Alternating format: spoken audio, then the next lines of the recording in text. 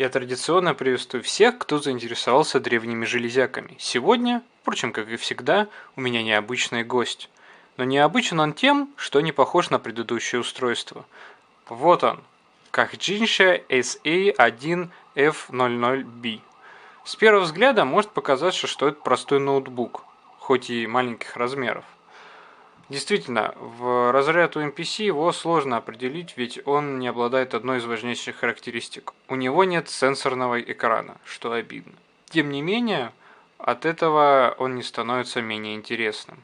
Отложим пока исторические справки и обратимся к самому устройству.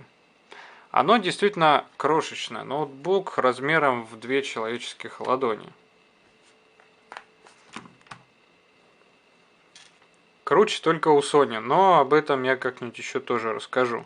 Выбор пластика крышки очень удачный. На нем абсолютно не видны следы пальцев. Цветовая гамма, как и дизайн крышки, довольно простые и тривиальные. Но стоит открыть ноутбук, и становится понятно, куда ушли все силы дизайнеров и инженеров. Собственно, вот TFT-экран диагональю 7 дюймов с насыщенными цветами и яркой подсветкой. Разрешение его 800 на 480 пикселей. Мало, не спорю. Не будем на нем заострять внимание и пойдем дальше. Вокруг экрана расположены, о боже, это кнопочки. На самом деле это важный элемент управления, но о них чуть-чуть позже. Клавиатура почти стандартная, за исключением перемещения некоторых клавиш и добавления нескольких клавиш, подписанных на японском. Внизу по центру расположена сенсорная панелька. Она тоже очень маленькая, примерно со спичечный коробок размером, может быть даже меньше. Из-за небольшого размера не слишком удобно за ней работать, но это не единственное устройство позиционирования курсора. Работа за тачпадом.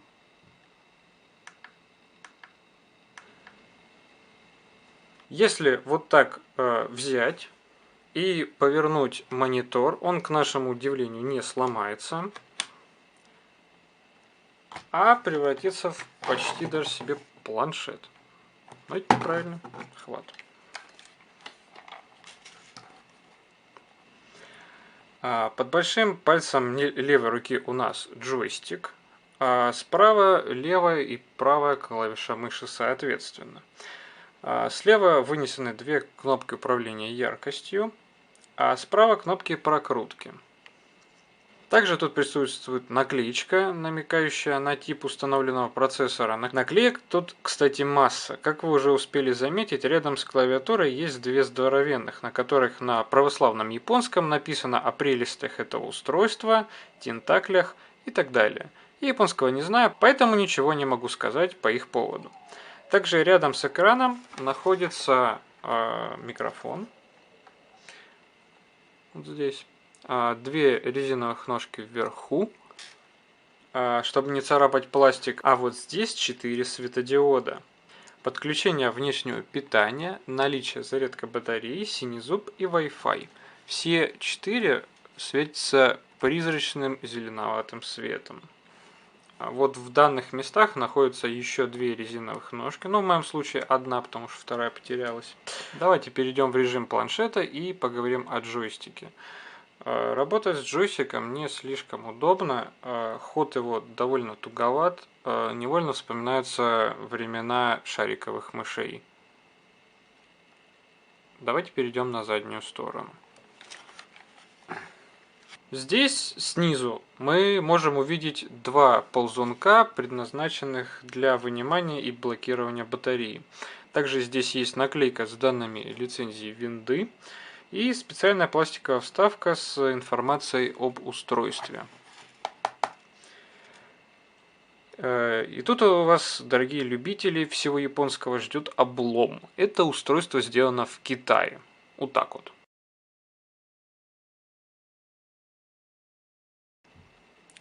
Ну, погрустили и хватит. Вот эта крышечка, прикрученная винтом, это отсек для быстрой замены оперативной памяти или ее увеличения. Также тут видно еще 4 резиновых ножки. И еще 4 должны были быть наверху, но осталось только 2. Они практически идентичны. Вот на ножки они не поскупились. Давайте теперь по контуру пройдемся. Спереди у нас разъем для карты SD, отдельный выход для наушников и микрофонный вход. Все для джек 3,5. Справа 4 светодиода. Давайте перейдем к правой стороне. Посмотрим, что здесь есть. Итак, на правой грани находится слот для карточек CF, VGA выход для подключения внешнего монитора, USB порт, а над ним слот замка. Еще тут находится решетка вентиляции. Давайте перейдем на левую грань, на ней будет поинтереснее. Крайний левый разъем для подключения внешнего источника питания. За заглушкой у нас находится следующее. Слот для Ethernet и еще один USB. Далее решетка вентиляции, а над ней колесико для управления громкостью. Но оно нажимается, так что можно назначить на это нажатие какое-либо действие. По умолчанию выключение и включение звука. Далее ползунок включения и небольшой светодиод. В данном случае он показывает, что ноутбук спит. Но перейдем к тактико-техническим характеристикам. Ноутбук построен на базе процессора AMD Geode LX800. Тактовая частота 500 МГц. Этот процессор обладает довольно невысоким энергопотреблением. По производительности процессор устройства немного превосходит Pentium M с тактовой частотой 900 МГц. Его производительности вполне достаточно для работы Mazda версии XP. В интернетах я встречал две версии. Одна с 1 ГБ, вторая с 512 МБ DDR333 оперативы. У меня на руках вторая версия, то есть с 512 мегабайтами оперативки. Живой батареи, как Джинша, могла работать до 6 часов со стандартной и до 10 часов с усиленной. Но ко мне он приехал уже с умершим Акумом, так что я ничего по поводу длительности работы сказать не могу. Емкость стандартного Акума составляет 2600 мАч. Жесткий диск на 60 ГБ. К слову, есть версия с 40 и 80. Из воздушного сообщения Синезу версии 2.0 с EDR, а также Wi-Fi. Ну что ж, перейдем к непосредственно работе. Компания Kagjinsha была основана в 2004 году и в 2005 выпустила свой первый ноутбук. Серия же мини-ноутбуков начинается как раз с разновидности нашего сегодняшнего гостя. Итак, ноутбук загрузился, и я забыл вам рассказать об интересном BIOS. Так что давайте на него все же посмотрим. Здесь есть настройка времени, настройка режима работы беспроводных сетей, настройка USB экрана, порядка загрузки. Вот таким нехитрым способом можно выделить от 8 до 254 мегабайт памяти из оперативы на помощь видеокарте. Я думаю, что стоит продемонстрировать, как работает на данном устройстве мультимедиа. В качестве примера я запущу один из своих роликов. Здравствуйте! Сегодня мы поговорим о... Да кому не нужны эти однотипные телефоны без грамма индивидуальности? Тысячи моделей, которые отличаются друг от друга. Можно регулировать цветом, пластикой, звук. Можно его вообще выключить. Хочу вам рассказать о предтечах современных планшетных компьютеров. Встречайте. Ну, дальше вы уже все знаете. Итак, по поводу удобства печати на данной клавиатуре. Я бы не назвал ее сильно удобной из-за довольно жесткого хода клавиш. Нужно привыкнуть и бить сильнее, чем я привык на обычных.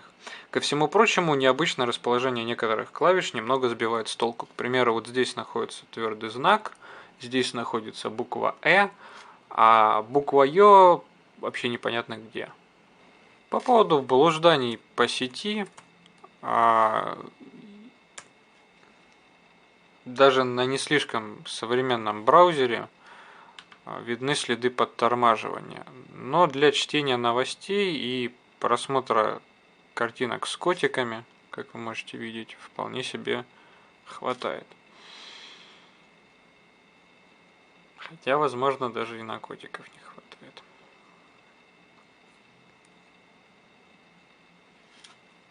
А нет, нормально. На момент выхода устройства на рынок его цена составляла 1000 вечно зеленых американских рублей. Итак, стоит перейти к выводам. Полноценному MPC это устройство у меня язык не поворачивается назвать, но многое в нем указывает на близкое родство с ультрамобильной братьей. Ноут очень небольшой, относительно легкий и достаточно долгоиграющий при наличии расширяемого аккумулятора. Большое обилие ножек на разной поверхности делает его очень устойчивым, что можно считать плюсом. Также в качестве плюса я могу отметить выбор. Мне понравилось то, что на корпусе имеются все необходимые для жизни разъемы. А наличие синезубой Wi-Fi делает устройство полиглотом в плане стандартов и интерфейсов. Не стоит забывать, что здесь есть разъем для работы с CF. Это значит не только чтение карт памяти, но и подключение периферии через адаптеры. Также мне очень нравится пластик и не очень нравится глянцевый экран. Так, давайте перейдем к недостаткам. В 2003 году появился стандарт DDR2, а ноут был выпущен спустя 3 года, причем с использованием низкоскоростной DDR333. Вот это мне сильно не понравилось. Также мне не слишком понравилась клавиатура и джойстик. Еще одним минусом, на мой привередливый взгляд, является вес, который составляет почти килограмм. И в связи с этим при работе на весу у меня спустя некоторое время уставали руки.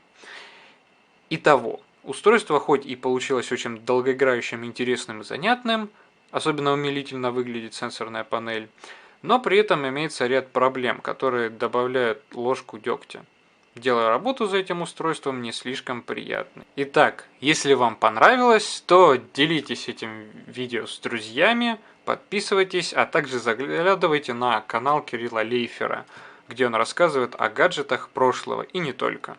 Спасибо за просмотр и до новых встреч. Предыдущую серию можно посмотреть здесь. Пока.